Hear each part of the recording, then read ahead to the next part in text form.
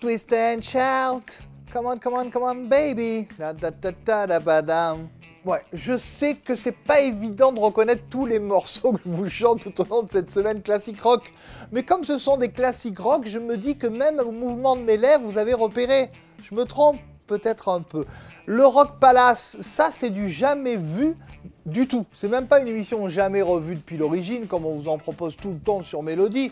C'est une émission jamais vue en France, c'est une émission allemande du 29 mars 81, et les Allemands avaient rendu hommage à ce grand groupe historique du rock, parce qu'il y avait, vous le savez, les Beatles, vous le savez, les Stones, vous le savez, les Kings, on les a vus cette semaine, on les voit encore cette semaine, mais il y avait aussi les Who. Et les Who, eh bien, avaient été filmés en 81 par la télé allemande, la Westdeutsche Rundfunk, une télé de l'Ouest qui existait depuis 1974.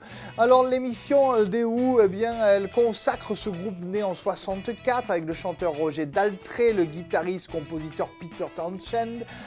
Malheureusement, à l'époque, le batteur Keith Moon est déjà mort en 78 d'une overdose de médicaments contre l'alcool, je tiens à préciser.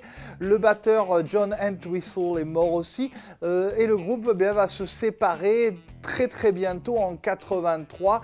Ils se retrouveront ponctuellement à la fin des années 80 et ne se sépareront plus à partir de 1996, mais ça c'est une autre histoire. Alors qu'est-ce qu'ils chantent dans l'émission? Eh bien, ils chantent carrément tous les tubes depuis 9 albums, parce qu'à l'époque c'est déjà 9 albums qui ont été enregistrés par les Who. Le dernier en 81, Face Dances. Alors là on a plein de titres de ce dernier album, notamment le You Better You Bet qui est un gros succès.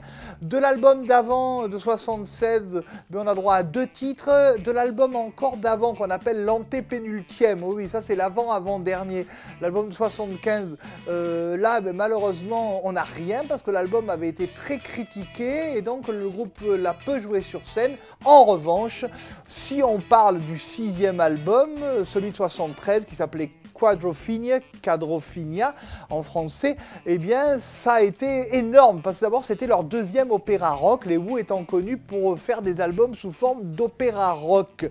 Vous allez voir, on va parler aussi du tout premier opéra rock. Alors le 5e album de 71 est bien représenté avec 3 titres et on en arrive au 4e album puisqu'on part à rebours, vous l'avez remarqué, on est en 69 et là c'est Tommy. Alors Tommy des Who, ça c'est un monument, je peux pas faire le geste tellement c'est énorme, ça dépasse le studio de Mélodie, le monument, qu'est cet album Tommy des Who, le premier opéra rock des Who, avec le fameux Pinball Wizard que tous les groupes de rock ont repris, même ici chez nous, mon réalisateur Jonathan adore jouer ce morceau avec Lita Kira, sa petite chanteuse, ils adorent ça comme tous les rockers adorent ça, et Petula Clark, et oui, il avait même enregistré en 98 le Pinball Wizard.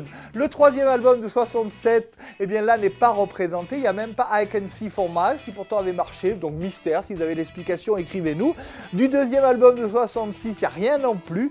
Heureusement, on a le gros single de 66 qui s'appelait Substitute, rappelez-vous. Et puis, évidemment, on a le tube du tout premier album de 65, My Generation. Alors, My Generation, avec I Can't Explain, ça c'était les 2 gros cartons de leur première année de règne, on va dire, de règne des Who. Les 2 premiers cartons de ce groupe historique qui vraiment a marqué. Il a marqué d'autant plus qu'ils ont toujours osé faire des reprises dans l'émission. Vous allez les entendre reprendre le fameux Summertime Blues d'Eddie Cochran de 58 qui était devenue la fille de l'été dernier par Johnny, et puis aussi ils reprennent le fameux Twist and Shout, ça en France on connaissait ça par Sylvie Vartan, que c'était devenu Twist et Chante. Voilà une émission pour twister, pour chanter, mais surtout pour rocker dans cette émission classique rock, parce que je voulais simplement vous dire que c'est une grande famille le rock et je suis sûr que vous en faites partie comme nous tous. Allez, bonne émission.